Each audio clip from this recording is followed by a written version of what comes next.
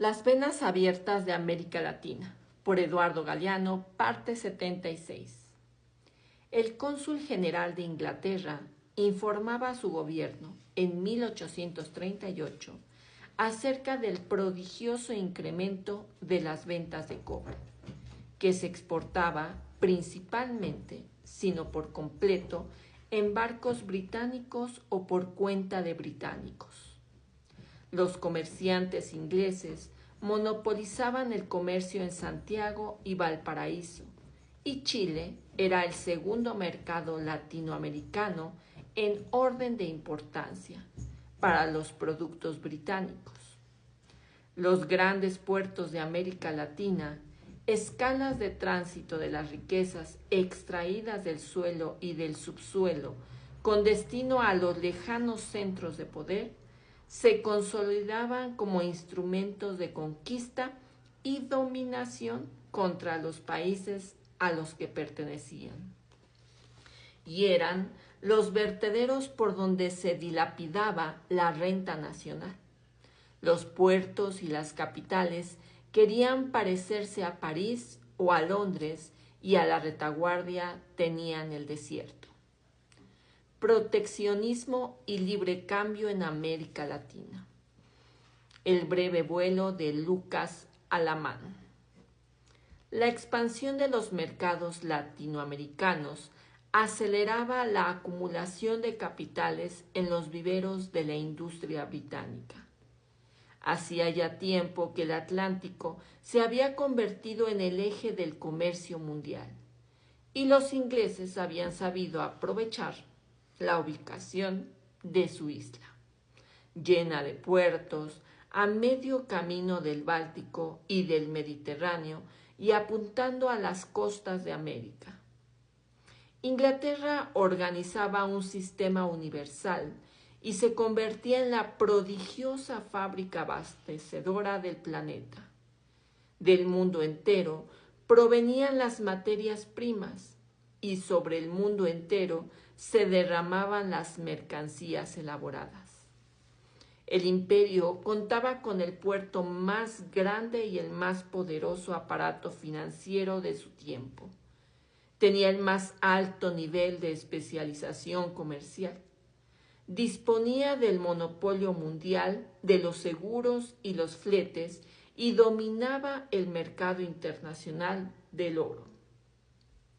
Friedrich List, padre de la Unión Aduanera Alemana, había advertido que el libre comercio era el principal producto de exportación de Gran Bretaña. Nada enfurecía a los ingleses tanto como el proteccionismo aduanero, y a veces lo hacía saber en un lenguaje de sangre y fuego, como en la guerra del opio contra China. Pero la libre competencia en los mercados se convirtió en una verdadera rebelada. Para Inglaterra, solo a partir del momento en que estuvo segura de que era la más fuerte y después de haber desarrollado su propia industria textil al abrigo de la legislación proteccionista más severa de Europa. En los difíciles comienzos, cuando todavía la industria británica corría con desventaja, el ciudadano inglés, al que se sorprendía exportando lana cruda sin elaborar, era condenado a perder la mano derecha y, si reincidía, lo ahorcaba. Estaba prohibido enterrar un cadáver sin que antes el párroco del lugar certificara que el sudario provenía de una fábrica nacional. Todos los fenómenos destructores suscitados por la libre concurrencia en el interior de un país, advirtió Marx, se reproducen en proporciones más gigantescas en el mercado mundial. El ingreso de América Latina en la órbita británica, de la que solo saldría para incorporarse a la órbita norteamericana, se dio en el marco de este cuadro general. y en el que se consolidó la dependencia de los independientes países nuevos. La libre circulación de mercaderías y la libre circulación del dinero para los pagos y la transferencia de capitales tuvieron consecuencias dramáticas. En México, Vicente Guerrero llegó al poder en 1829, a hombros de la desesperación artesana insuflada por el gran demagogo Lorenzo de Zábala, que arrojó sobre las tiendas repletas de mercancías inglesas del Parián a una turba hambrienta y desesperada. Poco duró Guerrero en el poder y cayó en medio de la indiferencia de los trabajadores porque no quiso o no pudo poner un dique a la importación de las mercancías europeas, por cuya abundancia, dice Chávez Orozco, gemían en el desempleo las masas artesanas de las ciudades, que antes de la independencia, sobre todo en los periodos bélicos de Europa, vivían con cierta holgura. La industria mexicana había carecido de capitales, mano de obra suficiente y técnicas modernas. No había tenido una organización adecuada, ni vías de comunicación y medios de transporte para llegar a los mercados y a las fuentes de abastecimiento.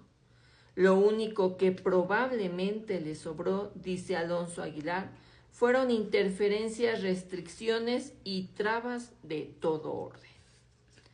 Pese a ello, como observara Humboldt, la industria había despertado en los momentos de estancamiento del comercio exterior, cuando se interrumpían o se dificultaban las comunicaciones marítimas y habían empezado a fabricar acero y a hacer uso del hierro y mercurio.